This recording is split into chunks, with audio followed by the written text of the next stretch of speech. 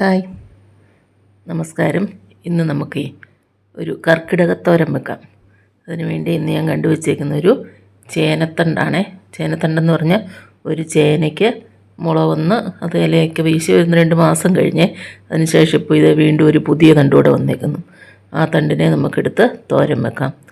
അതിനുവേണ്ടി ഞാനത് മുറിച്ചെടുത്തിട്ടുണ്ട്.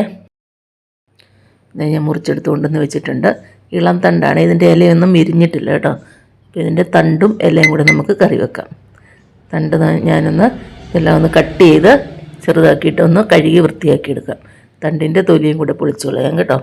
അപ്പോൾ ഞാനിതൊന്ന് മുറിച്ച് വൃത്തിയാക്കി എടുക്കട്ടെ.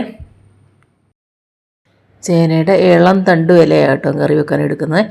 മൂത്തുപോയ തണ്ടും ഉള്ളു ഇല. ഒരു ചേനയ്ക്ക് ഒരു തണ്ടും ഒരു ഇല, ഒരു മുള വന്ന ഇല വീശിയാൽ മതി കേട്ടോ. അതിൽ കൂടുതൽ വരുന്ന മുളയൊക്കെ ഇങ്ങനെ നമുക്കെടുത്ത് കറി വെക്കാം. അപ്പോൾ ഇത് കണ്ടുകൊണ്ടിരിക്കുന്ന എല്ലാവരും ഒന്ന് ലൈക്ക് ചെയ്യാനും ഷെയർ ചെയ്യാനും കമൻറ്റ് ചെയ്യാനും ആദ്യം കാണുന്നവർ സബ്സ്ക്രൈബ് ചെയ്യാനും മറക്കരുതേ. അപ്പോൾ ഞാനിതെല്ലാം എടുത്തിട്ടുണ്ട്. ഇനി നമുക്കിത് കഴുകി എടുത്തുകൊണ്ട് വന്ന് അരിയാൻ ചെറുതായിട്ട്.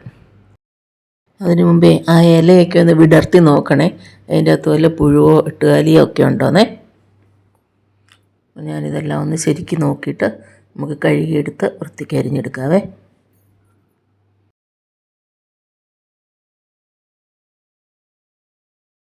ഞാനിത് കഴുകിയെടുത്തുകൊണ്ട് ഒന്ന് ചെറുതായിട്ട് അരിയുക കേട്ടോ.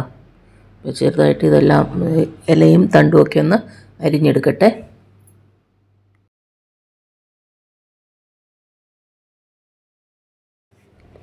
ഇലയെല്ലാം ചെറുതായിട്ട് അരിഞ്ഞെടുത്തിട്ടുണ്ട്. ഇനി നമുക്ക് തണ്ടും കൂടെ ചെറുതായിട്ടിങ്ങനെ കൊത്തി കൊത്തി അരിഞ്ഞെടുക്കാം.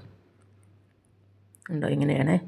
ഇങ്ങനെ കൊത്തി കൊത്തി ചെറുതായിട്ട് അരിഞ്ഞെടുക്കണം. ഞാനിതൊന്ന് അരിഞ്ഞെടുക്കട്ടെ.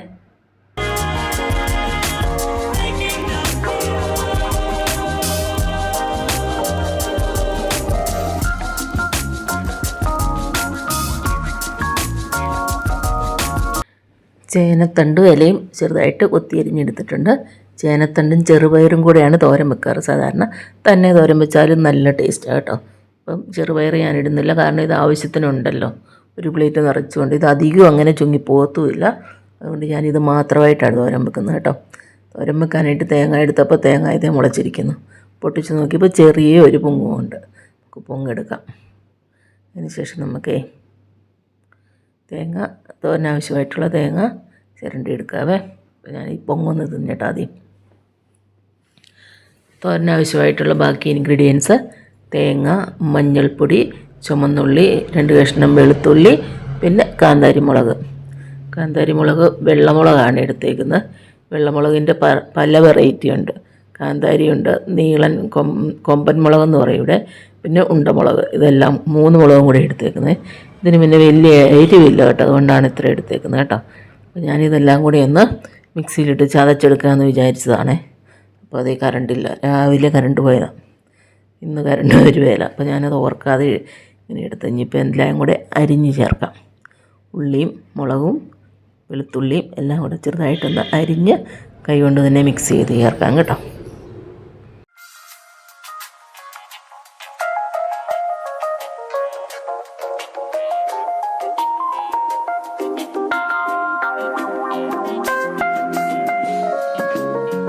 Love me, Matthew? I do. Honestly? Yes. Secretly, but honestly. No more secrets.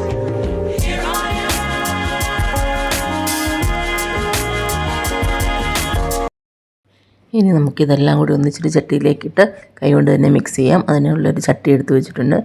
ഇനി നമുക്ക് അരിഞ്ഞു വെച്ചിരിക്കുന്ന ചേനത്തണ്ടും ഇലയും കൂടി അതിനകത്തോട്ടിടാം. അതിനുശേഷം നമ്മുടെ തേങ്ങാക്കൂട്ടും കൂടെ ചേർക്കാം.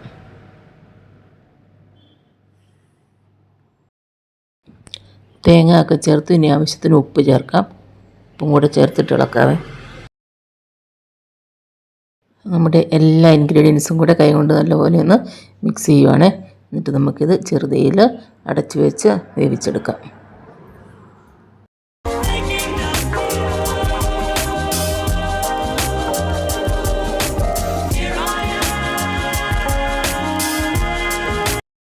അപ്പോൾ നമ്മുടെ തോരൻ അടുപ്പേ വെച്ചിട്ടുണ്ട്. നമുക്ക് അടുപ്പ് കത്തിച്ച് മൂടി വെക്കാം. ചെറുതീയിൽ മൂടി വെച്ച് വേവിച്ചെടുക്കാവേ. ചെറുതീയിൽ അടച്ചു വെച്ചിട്ട് 2-3 മിനിറ്റ് കഴിഞ്ഞപ്പോൾ ഒന്ന് തുറന്ന് നോക്കി നല്ലപോലെ ആവി വന്നിട്ടുണ്ട്, വേവാൻ തുടങ്ങിയിട്ടുണ്ട് കേട്ടോ. ഒന്ന് ഇളക്കി വെച്ചു. ഇങ്ങനെ നമ്മൾ എണ്ണയൊന്നും ഒഴിക്കാതെ വെക്കുമ്പോൾ, വെള്ളമൊന്നും ചേർക്കാതെ വെക്കുമ്പോൾ ഇടയ്ക്കിടയ്ക്ക് തുറന്ന് നോക്കി ഇളക്കി കൊടുത്തുകൊണ്ടിരിക്കണേ, അല്ലെങ്കിൽ അടിയിൽ പിടിക്കും. ഇതിന് പിന്നെ വെള്ളമൊന്നും ഒട്ടും ചേർക്കേണ്ട ആവശ്യമില്ല. ചേനത്തണ്ടിനകത്ത് നല്ലപോലെ വെള്ളമുണ്ട്, വെള്ളം ഇറങ്ങിക്കോളും. അപ്പോൾ ഒന്ന് ഇളക്കി പിന്നെ മൂടി വെക്കുവാണേ. വെള്ളമൊക്കെ നല്ലപോലെ വറ്റിച്ചെടുക്കണ്ടേ, അതിന് വേണ്ടിയിട്ട് മൂടി വെക്കാം. വീണ്ടും തുറന്ന് നോക്കി ഒന്നുകൂടി ഇളക്കി കൊടുക്കുവാണേ.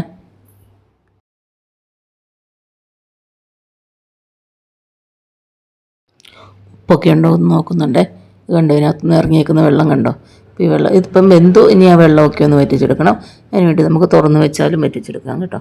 തുറന്ന് വെച്ച് ഇളക്കി വറ്റിച്ചെടുക്കാം.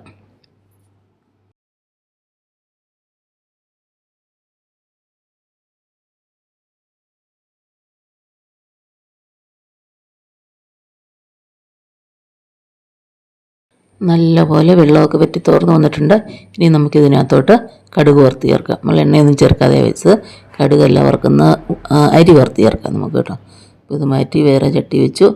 എണ്ണ ഒഴിച്ച് ചൂടായി കഴിയുമ്പോൾ നമുക്ക് അരി, നമുക്ക് ചോറ് വെക്കുന്ന അരി അതിനകത്തോട്ട് ഇച്ചിരി ഉള്ളിയും കൂടി അരിഞ്ഞിട്ട് ഒന്ന് മൂപ്പിച്ച് ചേർക്കാം. അരി ഒന്ന് പൊട്ടി പൊരിഞ്ഞ് വരുമ്പോഴത്തേക്ക് അരിഞ്ഞ് വെച്ചിരിക്കുന്ന ഉള്ളി ഇട്ടു കേട്ടോ. ഇനി ഇത് രണ്ടും കൂടി ഒന്ന് മൂപ്പിച്ച് കറിക്കകത്തോട്ട് ചേർത്ത് ഇളക്കാം. നല്ല സൂപ്പർ ടേസ്റ്റി ആയിട്ടുള്ള ഒരു തോരൻ കറിയാണ് കേട്ടോ. കർക്കിടകത്തിൽ എല്ലാവരും ഒന്ന് വെച്ച് നോക്കണേ. കർക്കിടകത്തിൽ ഇലക്കറികൾ കൂടുതൽ കൂട്ടണമെന്നല്ലേ, അപ്പോൾ അതിന് യോജിച്ച ഒരു കറിയാണ് കേട്ടോ. ഇപ്പോൾ ചേനയ്ക്കൊക്കെ മുള വരുന്ന സമയമാണ്. 2 മുള ഉണ്ടെങ്കിൽ 1 മുള എടുത്ത് ഇങ്ങനെ കറി വെച്ച് നോക്കണം കേട്ടോ. ഇലയും തണ്ടും കൂടെ. ഇല തന്നെ കിട്ടുവാണെങ്കിൽ അതും സൂപ്പറാണ് കേട്ടോ, തണ്ട് ചേർക്കാതെ. അപ്പോൾ ഇന്നത്തെ നമ്മുടെ കർക്കിടക സ്പെഷ്യൽ തോരൻ റെഡി ആയിട്ടുണ്ട്. എല്ലാവരും ഒന്ന് ഉണ്ടാക്കി നോക്കണം, അഭിപ്രായം പറയണം കേട്ടോ. ആദ്യം കാണുന്നവരാരെങ്കിലും ഉണ്ടെങ്കിൽ ഒന്ന് സബ്സ്ക്രൈബും കൂടെ ചെയ്തേക്കണേ. ലൈക്ക് ചെയ്യാനും കമൻറ്റ് ചെയ്യാനും ആരും മറന്നു പോകരുതേ. അപ്പോൾ നമുക്ക് ഊണ് കഴിക്കാം.